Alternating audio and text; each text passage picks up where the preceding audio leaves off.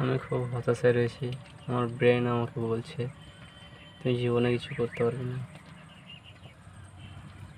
আর আমার কোনো স্কিল নাই যে এখান থেকে আমি ইনকাম করতে পারি। আমি এখন টোটো চালাই, আর আমি বেশ দিন থেকে বাড়িতে ঘুমিয়ে ঘুমিয়ে সময় কাটাচ্ছি। ঘুমিয়ে না বলতে ডিপ্রেশনে চলে গেছি। আমি জানি না আমার সত্যি কি জীবনে কিছু করতে পারবো কি না জানি না। আমি মাঝে মাঝে সুসাইডের খুব চিন্তা আসছে, আর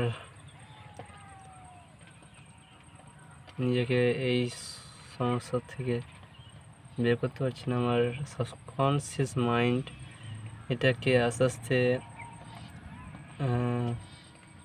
মেনে নিচ্ছে যে তুই জীবনে কিছু করতে পারবি না। জানি না এটা কীভাবে বের হবো। কোনো সাইকোলজিস্ট যে আমি দেখাবো তার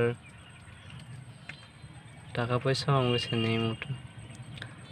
আর তার থেকে বলছে আমি এখন সমস্যা হচ্ছে আমার স্বপ্নগুলো অনেক বড়, কিন্তু আমি সেগুলোর কিছুই পূরণ করতে পারিনি, এক বিন্দু না।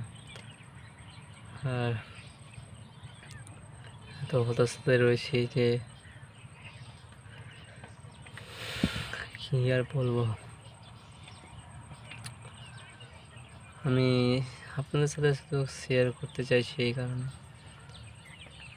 যে হয়তো একটু মনটা ভালো হবে, এই কারণেই আপনাদের সাথে শেয়ার করা। আমি হামেশাই ডিপ্রেশনে চলে যাই। এটা হয়তো সরিটা মজা লাগতে পারে, কারণ হচ্ছে আমি লাইফ নিজের পায়ে এখনও দাঁড়াতে পারিনি।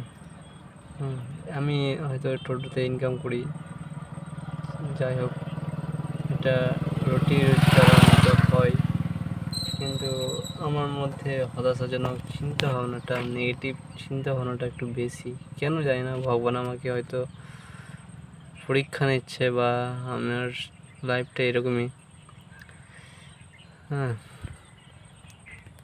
যাই হোক, ভগবান কী করবে আমি জানি না।